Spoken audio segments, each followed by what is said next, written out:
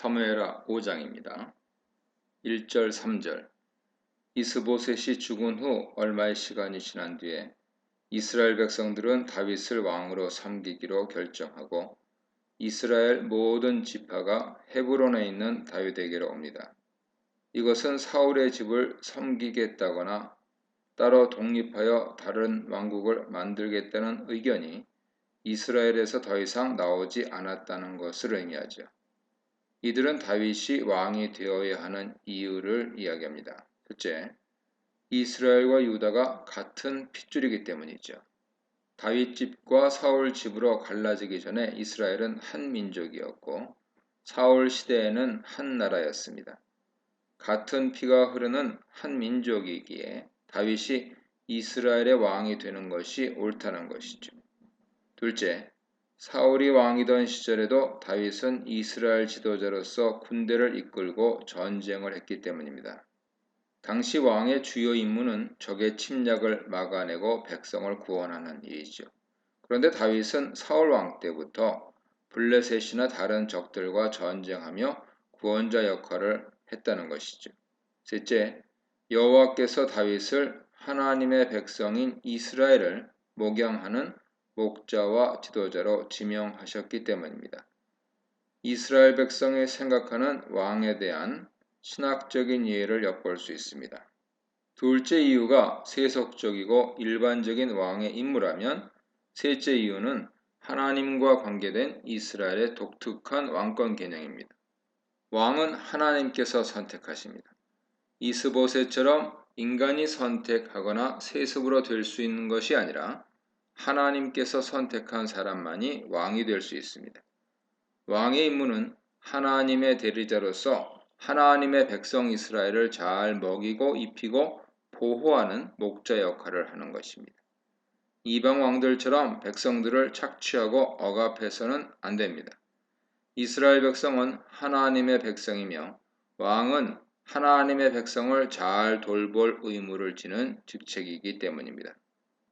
이렇게 모든 백성이 다윗이 하나님께서 선택하신 왕이라는 사실을 인정하고 다윗에게 왕이 되어달라고 요청했습니다. 3절에서 이스라엘의 모든 장로들이 각 지파를 대표하여 헤브론에 모였습니다. 헤브론에서 여호와 앞에서 장로들과 함께 언약을 맺었고 그들은 다윗을 이스라엘 왕으로 삼기 위해 기름을 붓습니다. 다윗은 총 3번의 기름 부음을 받는데 사무엘에 의해서 왕으로 선택받았을 때가 처음이며 그 일은 비밀에 붙여졌었습니다. 두 번째는 유다 사람들이 다윗을 왕으로 세우며 기름을 부은 일이었고 이제 이스라엘 장로들이 이스라엘 왕으로 세우면서 기름을 붓고 있습니다. 다윗은 드디어 유다와 이스라엘 모두의 왕으로 세움을 받았고 이스라엘은 다시 통일 왕국이 되었습니다. 4절 5절입니다. 이 부분은 다윗 통치 기간에 대한 전체 설명으로 다윗은 30세에 왕위 올라 40년 동안 왕으로서 통치했습니다. 30세는 남성이 성인으로 인정받고 공식적인 사역을 시작할 수 있는 나이이며 제사장직을 수행할 수 있는 나이입니다. 민수기 4장 3절 보세요. 40년은 구약에서 한 세대를 나타내는 숫자이며 성공적인 사사가 다스릴 때는 40년 혹은 80년이 평안했습니다. 다윗은 소년이었을 때 왕으로 선택받았지만 10여 년간 단련받은 후 성인이 되어 공식적으로 왕위에 올랐고 한 세대 동안 이스라엘을 평안하게 다스린 성공적인 왕이었던 것이죠. 5절은 다윗이 왕권을 잡은 과정을 보여줍니다. 헤브론에서 7년 6개월 동안 유다를 다스렸고 예루살렘에서 33년 동안 온 이스라엘과 유다를 다스렸습니다. 모두 40년 7개월로 다윗이 40년을 다스렸다는 것은 대략적인 숫자입니다. 다윗이 유다 왕으로 등극한 후에 얼마 지나지 않아 이스보셋도 이스라엘 왕으로 2년을 다스렸습니다. 그러므로 이스보셋이 죽은 후 이스라엘 장로들이 다윗에게 와서 왕이 되어달라고 말할 때까지 대략 5년 정도가 흘렀습니다. 이것은 다윗이 이스라엘을 통합한 것이 본문이 말하는 것보다 훨씬 복잡한 과정이 있었음을 짐작하게 합니다. 본문은 결과만 말하고 있는데 이는 결국 하나님의 뜻대로 다윗이 온 이스라엘의 왕이 되었다는 사실이 중요하기 때문입니다. 6절 8절입니다. 이 단락은 다윗의 예루살렘 정복 사건을 다루고 있습니다. 다윗은 자신의 군사들을 데리고 예루살렘에 가서 그 땅 주민인 가나안 민족 여부스 사람들을 몰아내고 예루살렘을 차지하려고 했습니다. 사사기에서 이스라엘 자손들이 예루살렘과 전쟁하여 이긴 적은 있지만 여부스 사람들을 몰아내고 예루살렘을 차지한 것은 아니었죠. 예루살렘은 고대로부터 잘 발달된 도시이며 산꼭대기에 있어 수비하기에 좋은 성읍이었습니다.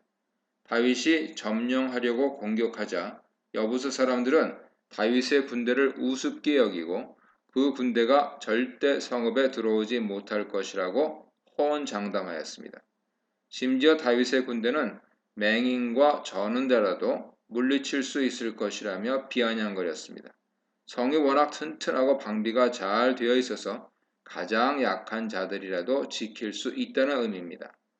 하자는 이들이 다윗을 비웃은 것은 실제로 다윗이 자신들의 성을 점령할 수 있을 것이라고 생각하지 않았기 때문이라고 설명해 줍니다.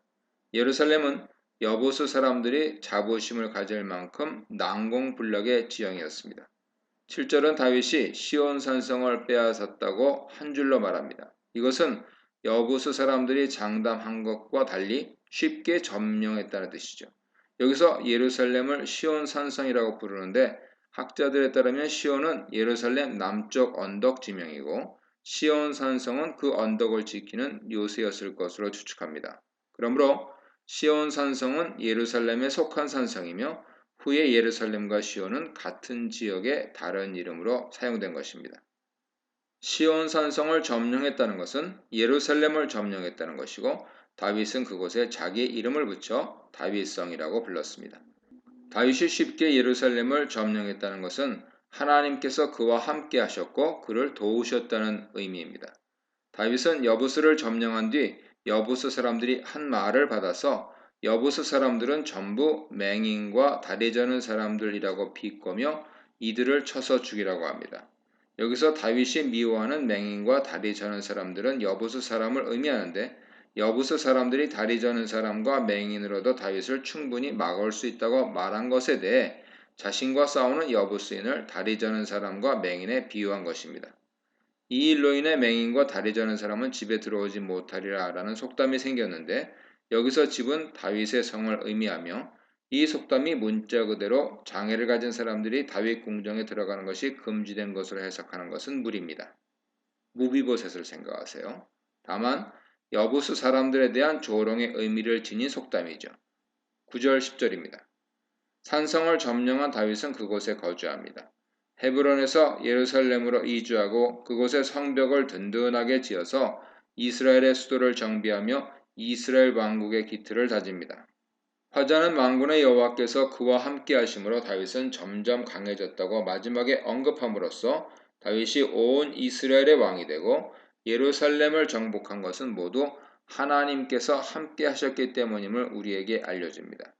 다윗이 왕이 되는 과정에서 하나님은 전혀 등장하지 않으시죠. 하지만 이것은 하나님께서 보이지 않는 손길로 다윗을 당신의 계획대로 이끄셨고 그와 함께 하시며 그가 형통하도록 복을 주고 계셨다는 것을 보여주는 해석입니다.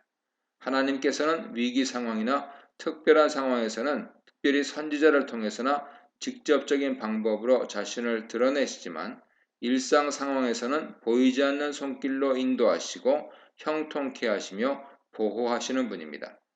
이런 일상 속에서 하나님의 손길을 발견하고 감사하는 것이 신앙인이 가져야 할 삶의 자세입니다. 이 문단에서는 기다림으로 전 이스라엘의 왕이 된 다윗, 이스라엘의 목자가 된 다윗, 시온 산성을 장악한 다윗에 대해 묵상해 보시기 바랍니다. 11, 12절입니다. 다윗이 온 이스라엘 왕으로 세워지자 이를 축하하고 우호적인 관계를 맺기 위해 두로 왕 히람이 사절들을 보냅니다. 이것은 다윗 왕국이 점점 강성해가고 있다는 것을 보여주죠. 히람은 사절뿐만 아니라 다윗이 요청한 백향목과 목수와 석수까지 보내줍니다. 다윗이 궁전을 짓기 위해 히람에게 요청한 것으로 보입니다.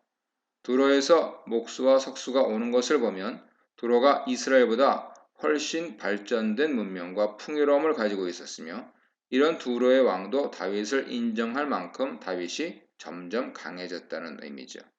다윗은 이들을 통해 예루살렘에 자신을 위한 궁전을 지었습니다.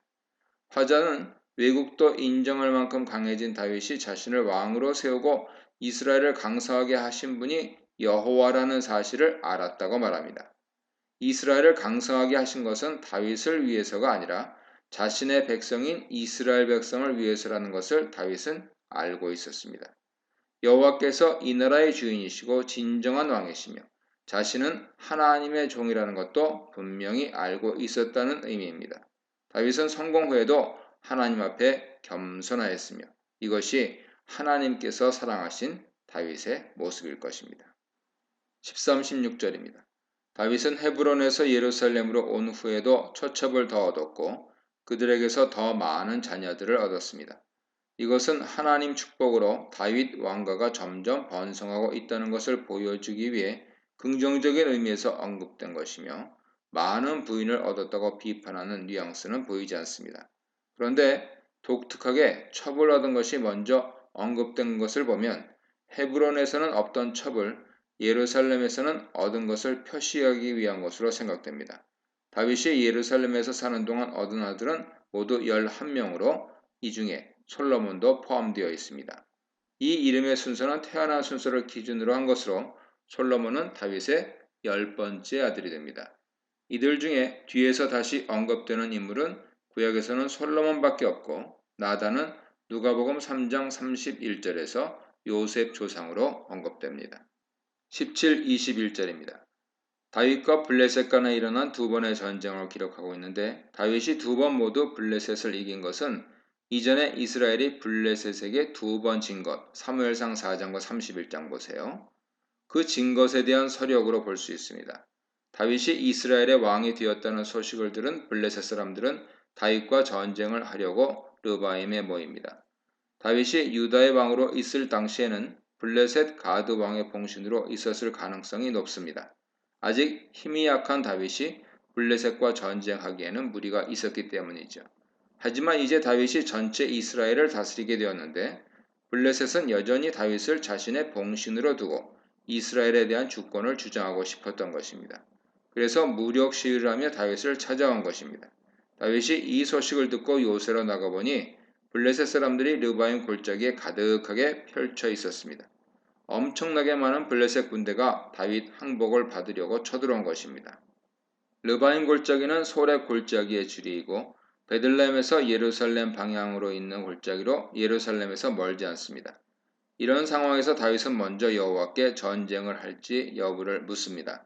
여기서 블레셋 사람에게로 올라가리이까? 라는 질문은 관용 표현으로 전쟁을 할까요? 라는 뜻입니다. 사사기 1장 20장 보세요. 그들을 내 손에 넘기시겠나이까? 라는 질문은 여호와께서 승리를 주시겠느냐 하는 질문입니다. 다윗은 아마도 자신과 함께 있는 제사장에게 우림과 둠밈을 통해서 여호와께 물었을 것입니다.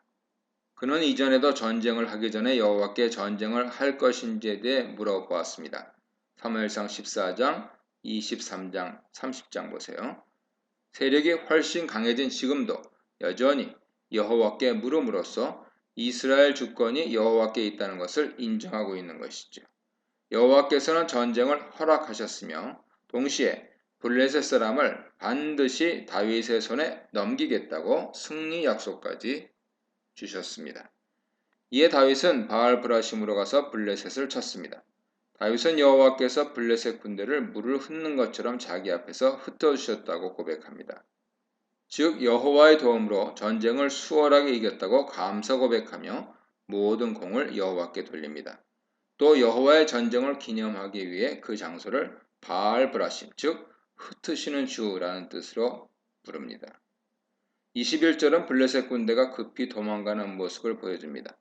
블레셋 군대는 전쟁에서 승리하기 위해서 우상을 전쟁터로 들고 왔습니다. 마치 전에 이스라엘 자손들이 법궤를 들고 전쟁터에 나온 것과 비슷한 상황이죠. 이전에 이스라엘이 전쟁에 지면서 법궤를 전쟁터에 두고 도망간 것처럼 블레셋도 우상들을 버리고 급하게 도망갔으며 다윗은 그것들을 수거했습니다. 본문에서는 이 우상들을 어떻게 처리했는지 언급하지 않는데 병행본문 역대상 14장 12절을 보면 다윗이 수거한 우상들을 모두 불태웠다고 기록하고 있습니다. 21절은 여호와께서 함께 계심으로 이스라엘과 블레셋 상황이 사무엘상 5장 상황을 완전히 역전하였다 하는 사실을 보여주고 있습니다. 22, 25절입니다. 이달락은 블레셋과 다윗의 2차 전쟁에 대한 내용입니다. 1차 전쟁에서 진 블레셋은 다시 군대를 모아 르바임 골짜기로 쳐들어와서 골짜기를 가득 메웠습니다. 다윗은 이번에도 여호와께 전쟁을 해야 할지 묻습니다. 이에 하나님께서는 이전과는 다른 대답을 하십니다. 이번에는 올라가지 말라고 하시죠. 그런데 이것은 전쟁하지 말라는 의미가 아니라 전면 대응하지 말라는 뜻입니다. 이번에는 기습을 통한 전쟁 방법을 알려주십니다. 아이성 전투 때 알려주신 방법과 유사하죠. 여기서는 블레셋 군대 뒤편에 있는 뽕나무 밭으로 가서 대기하고 있다가 뽕나무 꼭대기에서 걸음 걷는 소리, 즉 잎들이 바스락거리는 소리가 나면 공격하라고 하십니다. 그러면 그때 여호와께서 블레셋 군대를 치기 위해 앞서 나갈 것이라고 하시죠. 즉, 이 전쟁은 여호와께서 싸우시는 여호와의 전쟁이라고 분명히 말씀하신 것입니다. 다윗은 여호와의 말씀대로 행했고 블레셋을 게바 혹은 기브온에서 게셀까지 몰아냅니다. 이것은 이스라엘이 사울이 죽은 후 블레셋에게 빼앗겼던 팔레스틴 지역 지배력을 다시 회복했다는 것을 의미하죠. 여호와께서는 다윗을 통해 이스라엘을 블레셋 손에서 구원하시고 이스라엘을 굳건하게 세워나가셨고 다윗과 화전은 블레셋과의 전투의 영광을 여호와께 돌리고 있습니다. 이런 다윗의 모습은 사울이 왕이 된 후의 모습과 대조되죠. 사울은 왕이 된 후 블레셋과 전투에서 여호와께 묻지 않았고 오히려 자신이 올 때까지 기다리려는 사무엘 명령을 어기면서 자기가 직접 제사를 드렸습니다. 또한 블레셋 군사가 많은 것을 두려워하여 감히 전쟁을 엄두를 내지 못하고 전선만 구축한 채 시간을 보냈습니다. 더 나아가 아말렉과의 전투에서는 여호와 명령에 순종하지 않고 왕 아각과 좋은 가축들을 전리품으로 가져오기도 했습니다. 이렇게 여호와와 동행하지도 않고 순종하지도 않던 사울과 대조적으로 다윗은 여호와께 묻고 말씀에 순종하였으며 그 결과 사울이 빼앗긴 땅들을 되찾고 블레셋에 예속된 이스라엘을 구해낼 수 있었습니다. 분명한 것은 사울은 전쟁이 여호와의 손에 있다는 것을 몰랐고 다윗은 분명히 알고 있었다는 것입니다. 다윗은 왕이 된 후에도 여전히 하나님의 말씀에 순종하는 충실한 여호와의 종의 모습을 보여주었고 여호와께서는 그를 통해 자신의 구원 계획을 하나하나 이루어 가셨습니다. 이렇게 하나님께서는 말씀에 순종하는 사람을 통해 하나님의 일을 이루어 가십니다. 이 문단에서는 하나님의 은혜로 강성해지는 다윗, 믿음과 순종으로 나라를 지킨 다윗, 겸손과 용기로 나라를 지킨 다윗에 대해 묵상해 보시기 바랍니다.